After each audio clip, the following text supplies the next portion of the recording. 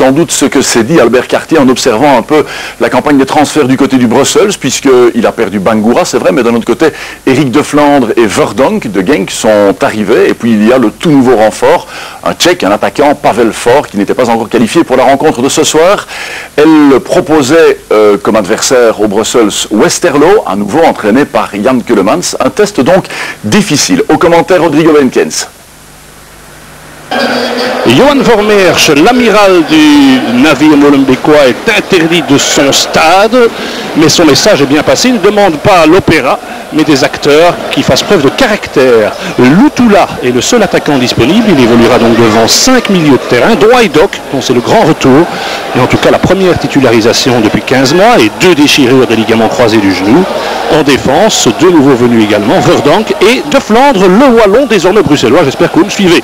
De l'autre côté, Jan Keulemans fait son grand retour depuis son licenciement au club de Bruges en Division 1. Et à côté de Gunsotto, il aligne Joris Van Hout, qui revient dans notre championnat après 5 ans en Allemagne.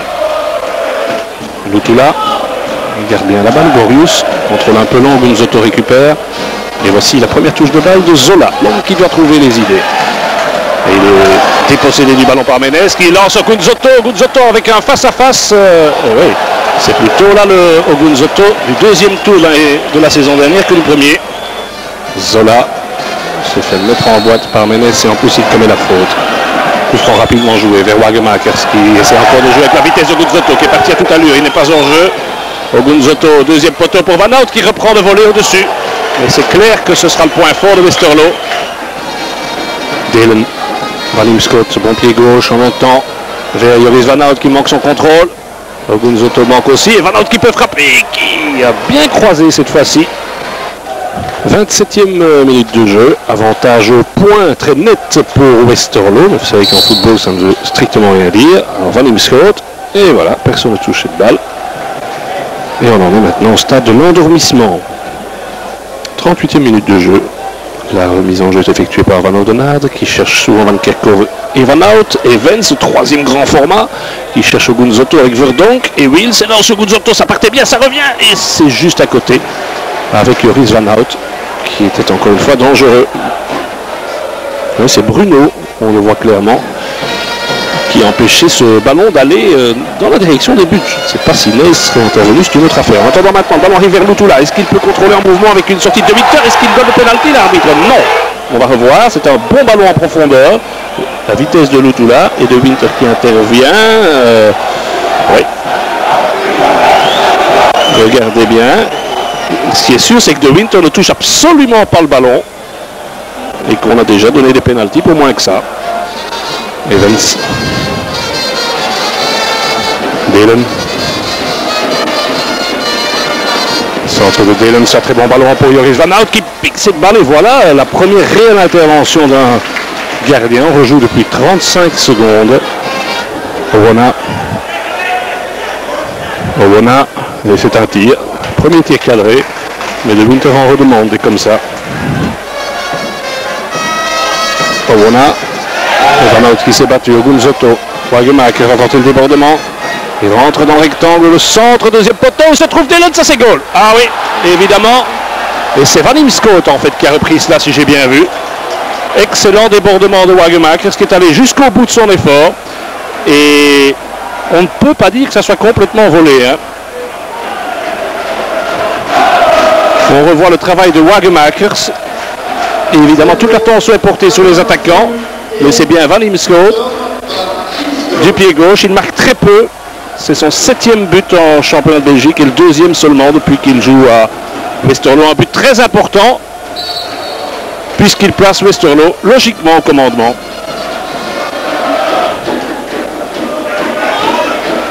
Pils. Avec Lutula, tout seul entre 4 joueurs et qui parvient à donner un Tchoulek qui arrive à temps. Et là, l'arbitre donne penalty. Non, il donne carte jaune, c'est la deuxième, c'était en dehors du rectangle et c'est la deuxième carte pour Ménez. Souvenez-vous, en première mi-temps, Ménez avait été averti. Toute première carte du match et on revoit, oui, en effet, le contact a lieu en dehors du rectangle. Et Gorius est tout à fait capable de remettre les deux équipes à égalité. Hein. Gorius sur l'équerre, alors que le gardien de Winter était archi-battu. Péteux avec Copain, c'est une bonne déviation, le Copain. Le Toula, il va pouvoir frapper le tir de le Toula juste à côté. Et évidemment, c'est un Brussels métamorphosé avec Gorius, le centre de Gorius. Et la reprise de Tchoulek et la très belle parade de Winter, et il est signalé hors jeu le Toula, donc de toute façon sa reprise ne sert à rien. Mais voilà la première véritable intervention de Winter. Van Imschoot, ça circule bien. Et Péteux qui peut relancer le contrôle trop long de Péteux. Et la faute et la carte pour Péteux, c'est la rouge. C'est la rouge, c'est sa deuxième carte. Et on est à 10 contre 10. Et oui, le pied en avant. Pour un joueur de l'expérience de Péteux, faire ce genre de faute alors qu'il a déjà une carte jaune, dans le contexte actuel, c'est tout simplement idiot. C'est un bon ballon aussi pour le pied gauche de Van Imschoot. De Flandre est intervenu dans les pieds de Wills qui remet aussitôt pour Dillon, qui a tout le temps de soigner son centre et les déposer sur le pied de Dequel pour le poteau. Et pourtant, il a déjà marqué ici dans ce stade. Hein. Il n'a pas la réussite avec lui. Le match pouvait être terminé. Il ne l'est pas. Avec Van Imschoot et son redoutable pied gauche, bien joué entre les deux gauchers. La frappe peut-être, elle est pour de Wagemaker, ce poteau encore.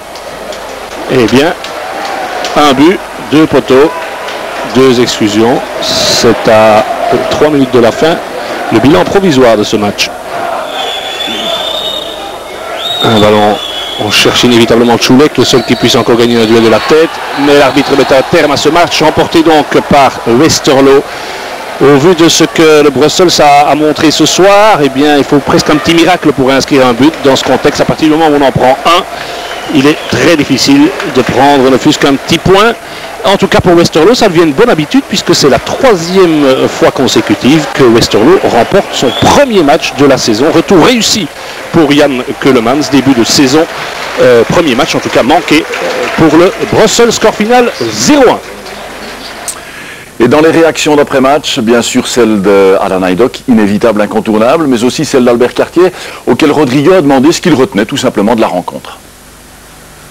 Des points quand même de satisfaction malgré la défaite, et je dirais une défaite qui me paraît quand même logique puisqu'il y avait une supériorité de Westerlo par rapport au Brussels, notamment en première mi-temps. Il y a eu un équilibre en deuxième mi-temps, peut-être aussi dû à cette infériorité numérique, mais quand même je dirais qu'on a eu une bonne réaction après le but et on a senti l'équipe qui avait cet orgueil nécessaire pour revenir dans la partie.